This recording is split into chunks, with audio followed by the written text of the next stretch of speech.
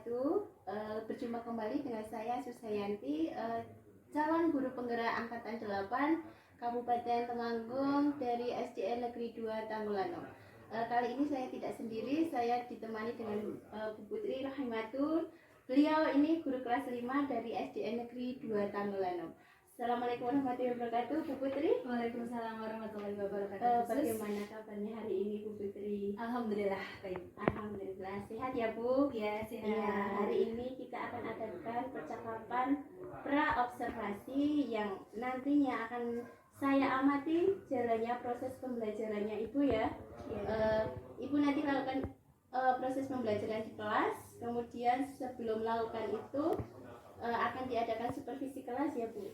Adapun tujuan dilakukannya ini yaitu untuk mengetahui dan mengevaluasi jalannya proses pembelajaran yang Ibu lakukan. Kemudian kenapa kita hari ini lakukan percakapan pra-observasi ini adalah sebagai persiapan awal ya, Bu, sebelum nantinya melakukan kegiatan pembelajaran agar lebih siap dan lebih percaya diri ya, Bu. Sehingga nantinya akan memberikan pembelajaran yang lebih menyenangkan dan berpihak pada murid, begitu, Bu. Kemudian ada beberapa pertanyaan yang akan saya sampaikan kepada Bu Putri berkaitan dengan tujuan tadi. Kira-kira tujuan pembelajaran apa yang akan Ibu capai nantinya itu di kelas? Untuk kegiatan pembelajarannya materi ekosistem dengan tujuan yang pertama peserta didik dapat mengidentifikasi mengenai jenis ekosistem. Kemudian yang kedua peserta didik dapat mengidentifikasi mengenai jenis-jenis rantai makanan. Dan yang ketiga peserta didik dapat mempresentasikan di depan kelas tentang jenis-jenis rantai makanan tersebut. Oke, Bu. Jadi ada 3 tujuan ya, Bu, yang 3 tujuan pembelajaran yang ingin Ibu capai. Kemudian bagian area pengembangan mana yang akan Ibu capai ini, Bu, yang akan Ibu lakukan nantinya? Ada 2, yaitu bagian pengetahuan dan keterampilannya. Baik, Bu. Untuk area pengembangan ada 2 ya, Bu. Baik. Kemudian bagian aspek pengetahuan itu dan aspek keterampilan pada siswa ya, Bu. Saya ingin mendengar bagaimana rancangan pembelajarannya yang ingin Ibu terapkan di dalam kelas. Kemungkinan strateginya, dari strategi model pembelajarannya, kemudian medianya yang ingin dipakai untuk proses pembelajaran nanti ya, Bu. Itu bagaimana, Bu? Untuk pengetahuannya kan nanti merujuk pada 2 tujuan itu, yang peserta dapat memahami mengenai ekosistem dan rantai makanan. Untuk yang keterampilannya nanti peserta didiknya akan mempresentasikan di depan kelas. Jadi nanti yang pertama pada proses pembelajarannya menggunakan pembelajaran yang berdiferensiasi. Jadi mengetahui kemampuan dasar peserta didik itu seperti apa, Ibu. Setelah itu nanti siswanya itu melakukan diskusinya dengan metodenya yang problem based learning. Jadi nanti berkelompok-kelompok. Berkelompok, betul sekali. Jadi rencana yang mau Ibu terapkan di kelas yaitu tadi menggunakan strategi pembelajaran yang berdiferensiasi yang diintegrasikan dengan KSE ya, Bu. Betul sekali. Terus menggunakan model pembelajaran tadi PBL ya, Bu. Problem based learning, dan juga dengan metode diskusi kelompok serta penugasan dan tanya jawab ya, Bu. Betul. Nah, kemudian bagaimana dengan medianya, Bu? Media pembelajaran apa yang akan Ibu gunakan di dalam kelas nantinya? Media yang saya gunakan, saya menggunakan video di awal agar menarik ke peserta didik. Kemudian setelah itu menggunakan PowerPoint untuk menjelaskan materinya. Bisa juga menggunakan saat kegiatan diskusi nanti menggunakan kartu-kartu jenis-jenis rantai-rantai makanan seperti itu. Baik, Bu, kiranya kapan sih Ibu yang akan melakukan kegiatan ini? Di hari apa dan di jam berapa? Di kelas 5 pada hari Selasa di jam pertama. Jadi nantinya saya tunggu ya, saya akan datang ke kelas Ibu nanti langsung supervisi kelas dengan melihat dan mencatat hal-hal apa saja yang akan terjadi di dalam kelas nantinya. Kemudian setelah itu saya akan melakukan kegiatan observasi ya, Bu, atau kemudian percakapan pasca observasi nantinya yang nantinya akan didampingi oleh Ibu PP atau pengajar praktek. Begitu ya, Bu, kiranya. Sebelum kita akhiri, kira-kira apa sih yang Ibu dapatkan dari percakapan kali ini, Bu? Mungkin saya lebih matang dalam rancangan kelas pembelajarannya serta media-media yang akan saya gunakan untuk besok waktu praktek pembelajaran seperti ini. Baik Bu, terima kasih atas waktunya Ya, yang sama-sama. sudah bersedia berbincang-bincang pada percakapan pra observasi kali ini. Sampai bertemu di kegiatan berikutnya ya Bu. Ya, Demikian percakapan kita hari ini. Saya akhiri. Wassalamualaikum warahmatullahi wabarakatuh. Waalaikumsalam warahmatullahi wabarakatuh.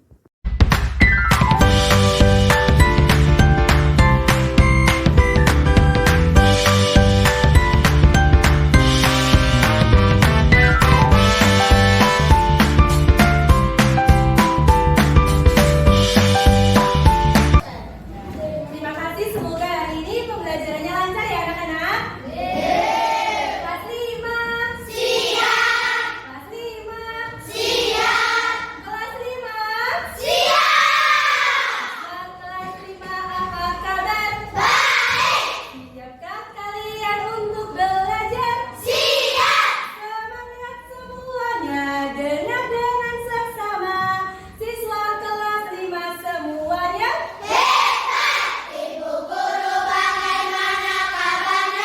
Baik. Siapkah jadi kami semua? Siap. Kami siap belajar dengan sesama.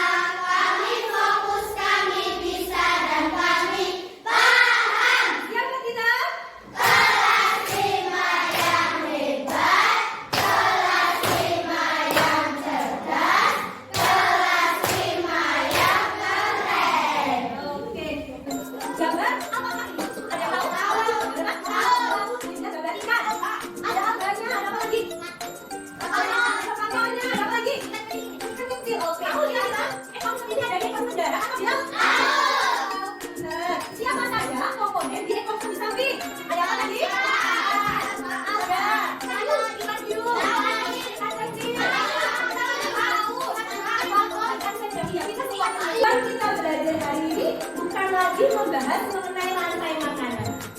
Iya, kita berlanjut ke materi berikutnya mengenai jaring makanan. Jadi nanti kalian akan belajar bersama dengan guru akan mempelajari mengenai jaring-jaring makanan kehidupan dan juga mengenai bagaimana apa yang akan terjadi kalau salah satu ekosistem itu mati atau punah dan pengaruhnya bagi komponen yang lain. Peran, ya kita akan bermain peran. Nanti permainan peran ini akan membantu kalian memahami mengenai jaring-jaring apa saja. Permainan ini nanti setiap anak akan berperan sebagai satu individu. Individunya banyak sekali, guru sudah menyiapkan ya.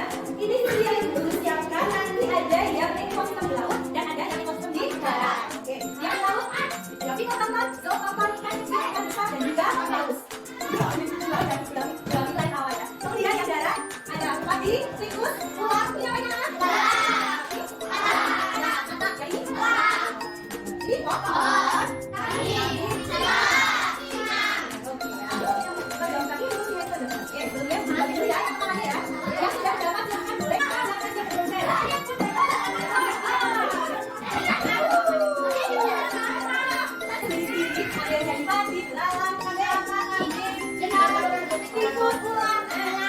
Saat bermainnya, nanti yang pertama bersiap adalah konsen. Yang pertama akan bersiap adalah konsen. Nanti, halo.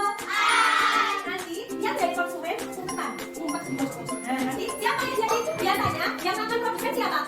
Kami konsumen tadi yang minta konsumen saat terjadi dalam kambing dalam tikus. Nanti kita konsumen kita ada konsumen satu, konsumen dua, konsumen tiga,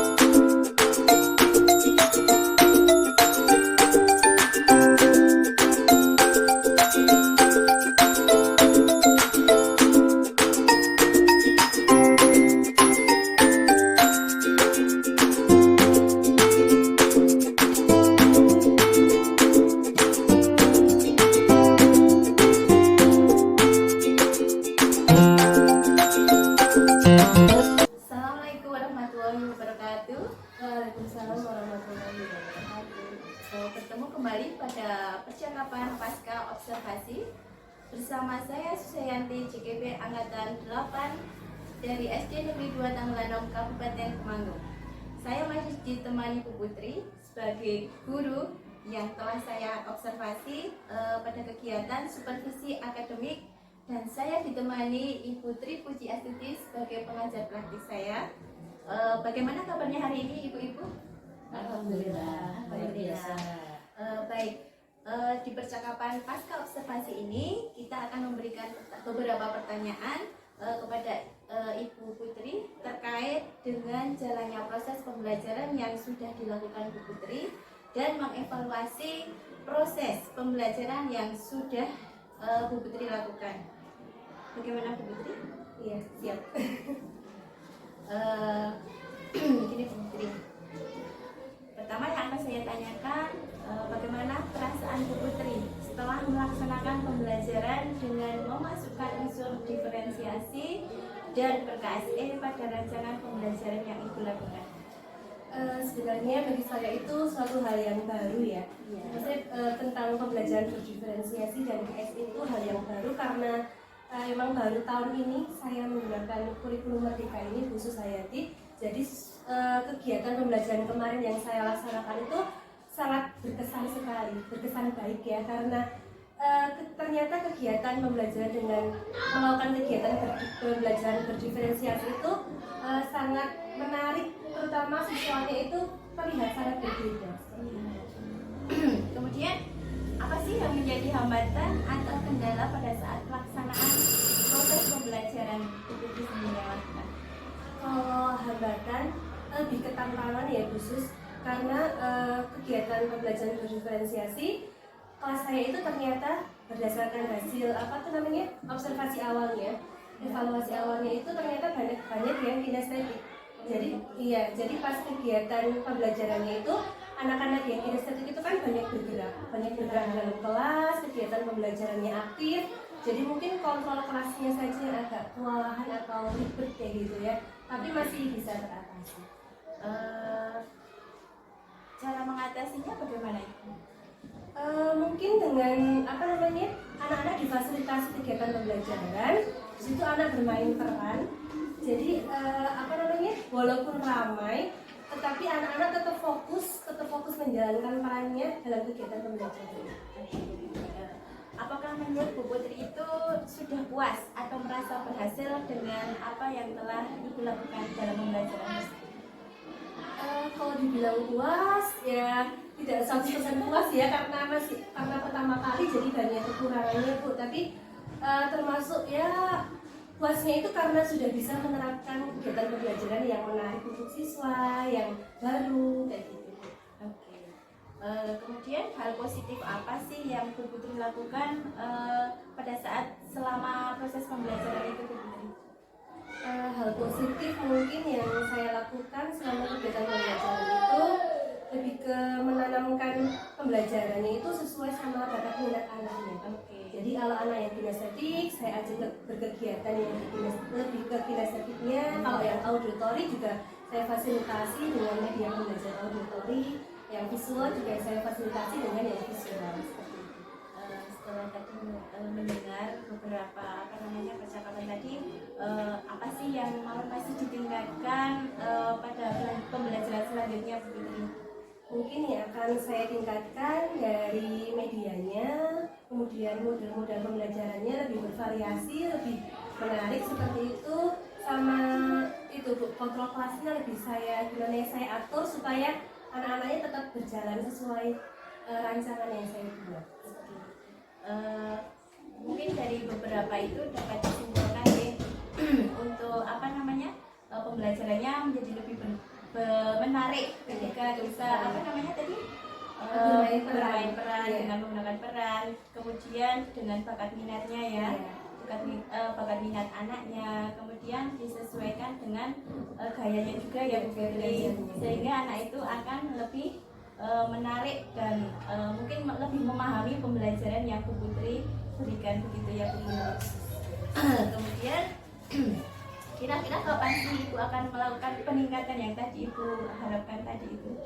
Kalau bisa ya pada kegiatan pembelajaran berikutnya langsung saya observasi kekurangannya apa, langsung saya revisi untuk meningkatkan kegiatan pembelajaran. Baik, terima kasih atas jawaban-jawaban yang memudahkan apa yang Ibu rencanakan pembelajaran selanjutnya untuk Putri. Baik, Bu, terima kasih. Kemudian saya kembalikan ke PP. Bagaimana ini umpan baliknya? Minta umpan baliknya.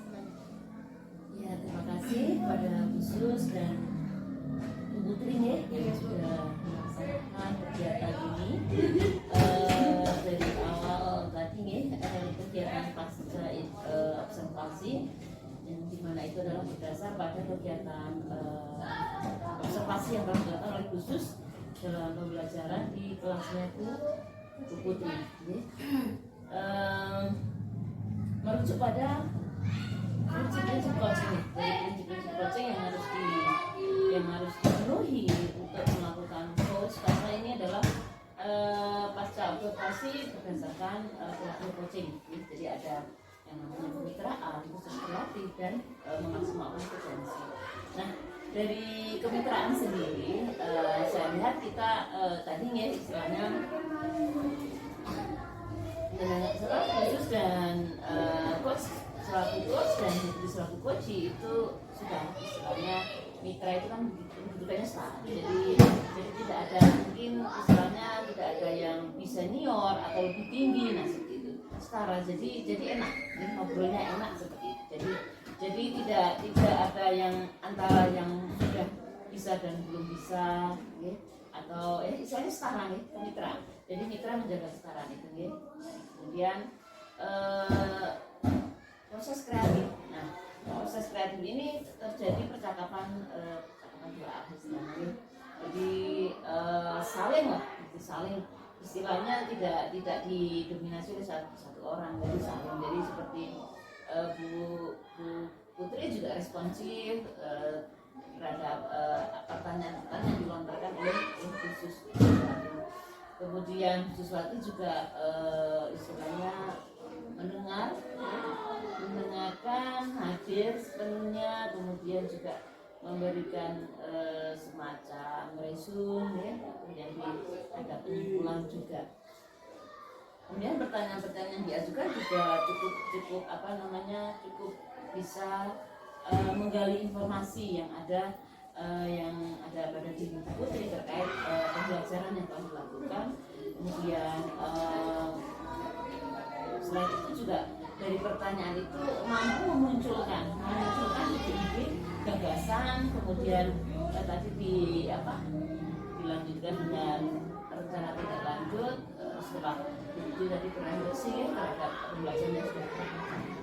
Kemudian ini artinya bahwa proses percakapan dalam coaching tadi ya, pasca observasi itu mampu memunculkan potensi dan ide kreatif yang sudah mungkin di benak Putri itu keluar itu keluar. Jadi memang pertanyaan yang berbobot itu perlu. Jadi seorang coach itu dia punya masalah, tapi dia juga yang menyelesaikannya seperti itu. Jadi hanya membantu memunculkan ide-ide saja sebenarnya coach itu. Ya, itu sudah memang dibutuhkan keterampilan. Nah kemudian nanti juga khusus sudah menanyakan tentang ketercapaiannya seperti apa, pengembangannya seperti apa. Kemudian tadi juga ada timing ya, timelinenya untuk tidak lanjut itu kapan. Mungkin bisa dilengkapi dengan tadi sudah profesi, kemudian pengembangan dirinya mau seperti apa. Nah sebetulnya untuk mendukung istilahnya proses Bu Putri dalam menindaklanjuti RTL yang sudah dimiliki. Jadi secara besar sudah bagus khusus. Jadi kedepannya meningkatkan keterampilan coaching. Coaching itu memang tidak mudah. Coaching itu tidak mudah. Kenapa? Karena salah-salah nanti kita akan melihat komentar. solusi. Karena kan kita gemes, sebenarnya kita gemes seperti itu. Enggak itu karena kita bisa memberikan seperti solusi. Nah itu sebenarnya tidak bagus. Itu tergantung coachnya ini harus kreatif dalam merancang atau menyusun pertanyaan. Nah, pertanyaan itu nanti bisa memunculkan ide gagasan yang sebenarnya ada pada seorang coach tapi masih terpendam. Yang kita ngulik-ngulik kemudian muncul. Jadi saya sangat apresiasi yang setingginya untuk Bu Usus sudah melakukan proses dari pra, kemudian observasi, diakhiri dengan pasca observasi. Terima kasih atas umpan baliknya Ibu Puji Astuti selaku PP. Saya tutup ya. Wassalamualaikum warahmatullahi wabarakatuh.